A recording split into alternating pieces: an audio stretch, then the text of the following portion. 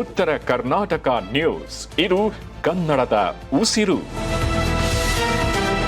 ಅಧಿಕಾರಿಗಳ ನಿರ್ಲಕ್ಷ್ಯಕ್ಕೆ ರೈತರು ಆಕ್ರೋಶವನ್ನ ವ್ಯಕ್ತಪಡಿಸಿದ್ದಾರೆ. ಗೋರ್ನಾಳಿ ಬಿ ಗ್ರಾಮದಲ್ಲಿ ರೈತರಿಗೆ ಕೊಳಚೆ ನೀರಿನ ಕಾಟ ಹೆಚ್ಚಾಗಿದೆ. ಒಡೆದು ಹೋದಂತಹ ಪೈಪ್ಲೈನ್ ನಿಂದ ಹೊಲಗಳಿಗೆ ಹರಿಯುತ್ತಿರುವಂತಹ ಕೊಳಚೆ ನೀರಿನಿಂದಾಗಿ ಸಂಸ್ಕರಣೆ ಘಟಕ ತಲುಪಬೇಕಾಗಿದ್ದಂತ ನೀರು ರೈತರ ಜಮೀನಿಗೆ ತಲುಪುತ್ತಿದೆ. ಇನ್ನು ಗೋರ್ನಾಳಿ ಬಿ ಗ್ರಾಮದ ವ್ಯಾಪ್ತಿಯಲ್ಲಿರುವಂತಹ ಕೊಳಚೆ ನೀರು ಸಂಸ್ಕರಣೆ ಘಟಕ ಇದಾಗಿದೆ.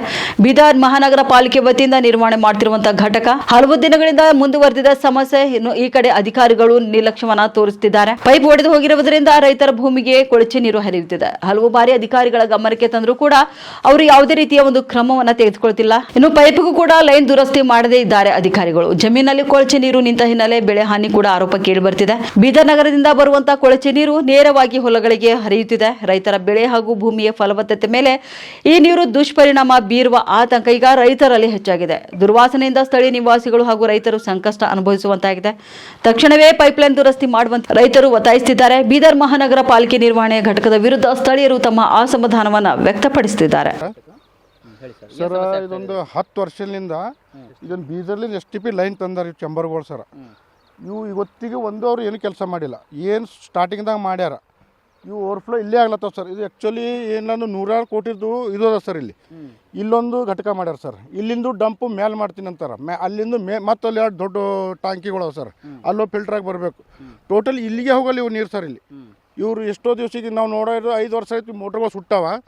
ಇವತ್ತು ಮ್ಯಾಗ ಡಂಪ್ನು ಮಾಡ್ತಾಯಿಲ್ಲ, ಏನೂ ಮಾಡ್ತಾಯಿಲ್ಲ. ಈ ನೀರು ಈ ಹಳ್ಳಕ್ಕೆ ಹೋಗಿ ಇಲ್ಲಿ ಎಲ್ಲ 2 ಎಕರೆ 3 ಎಕರೆ ಇಲ್ಲಿಂದ ಹಿಡ್ಕೊಂಡು ನಾಗೂರ ತನಕ ಸರ್. ನಮ್ಮನ್ನು ಶಾಸಕರು ನಾವು ಗೋಡಂಪಳ್ಳಿಗೆ ವಿಸಿಟ್ ಕೊಟ್ಟಿದ್ದೆವು. ತಂದಿದ್ದೆವು. ಗೋಡಂಪಳ್ಳಿಗೆ ಹೋಗಿ ನೋಡಿದ್ದೆವು. ಅಲ್ಲೂ ಪೂರ ಅಕ್ಕಪಕ್ಕ ಹೊಲದಾಗೆಲ್ಲ ಕರ್ಕೊಂಡು ಹೋಗ್ತವ್ರದ್ದು ಸರ್. ಬರೀ ಇವೇ ನೀರು. ಹಿಂಗಾಗಿ ಇದು ಕಾರಂಜಕ್ಕೆ ಹೋಗ್ತದೆ ಸರ್ ನೀರು. ಈ ನೀರು ಕಾರಂಜಕ್ಕೆ ಹೋಗಿ ರಿಟರ್ನ್ ಏನಂದ್ರೆ ಕುಡ್ಲಕ್ಕೆ ನೀರು ಇಲ್ಲಿ ಬೀದಾಗ ಬರ್ತದೆ ಸರ್. ಮಿಕ್ಸ್ ಆಗ್ಲತ್ತವ ಸರ್ ಪೂರ ಟೋಟಲ್. ಅಧಿಕಾರಿಗಳು ಎಲ್ಲ ಗೊತ್ತದ ಸರ್. ಯಾರು ಗಮನ ಹರಿಸಲ್ರು, ಯಾರು ಇಲ್ಲಿ ಬಂದು ನೋಡಲ್ಲ. ಬೆಳಗ್ಗೆಯಿಂದ ಗಾಡಿಗಳು ಕಚರ ಇದು ಮಾಡ್ತಾ ಇದ್ದೀವಿ, ಒಬ್ಬರು ಬಂದಿಲ್ಲ ಗೊತ್ತಾ ಅಧಿಕಾರಿಗಳು. ನಿಮ್ಮ ಹೆಸರು ಹೇಳಿ ಸರ್? ಉದಯ್ ಕುಮಾರ್. STP ಘಟಕ ಸ್ಥಾಪನೆ ಮಾಡಿ 10 ವರ್ಷ ಆಯಿತು.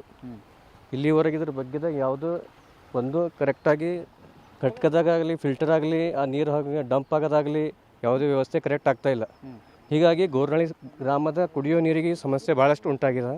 ಅದರಿಂದ ರೈತರಿಗೆ ಸಹ ಬೆಳೆದಿನ ಬೆಳೆಗಳಿಗೆ ಕರೆಕ್ಟಾಗಿ ಯಾವುದೇ ಬೆಳೆ ಬರ್ತಾಯಿಲ್ಲ. ದನ ಕರುಗಳಿಗೆ ರೋಗ ಬರ್ತಾಯಿದೆ. ಯಾಕಂದರೆ ನೀರೇ ಇಲ್ಲೇ ಜಾಮ್ ಆಗಿ ಇಲ್ಲಿಂದಲೇ ಟರ್ನ್ ಆಗ್ತಾಯಿದೆ ನೀರು. ಹೀಗಾಗಿ ಇದ್ರ ಬಗ್ಗೆ ಅಧಿಕಾರಿಗಳು ಗಮನ ಹರಿಸಿ ಇದು ಪೂರಾ ವ್ಯವಸ್ಥೆ ಸರಿಪಡಿಸಿ ಯಾವುದೇ ಥರ ಗೋರ್ನಾಳಿ ಗ್ರಾಮಕ್ಕೆ ಹಾನಿ ಆಗದಾಗ ನೋಡ್ಕೋಬೇಕಂತೇಳಿ. ಎಷ್ಟು ವರ್ಷದಿಂದ ಬಂದಾಗಿದೆ ಸರ್ ಇದು? ಕನಿಷ್ಠ ಇದು 2 ವರ್ಷ ಹಿಡಿದು ಹಿಂಗೆ ಇದು ನೀರು ಇಲ್ಲೇ ರಿಟರ್ನ್ ಆಗ್ತಾ ಇದೆ. ಇದು ಬರೀ ಅಧಿಕಾರಿಗಳು ಗಮನಕ್ಕೆ ತಂದಿದ್ರೆ ಹೇಗೆ ಸರ್?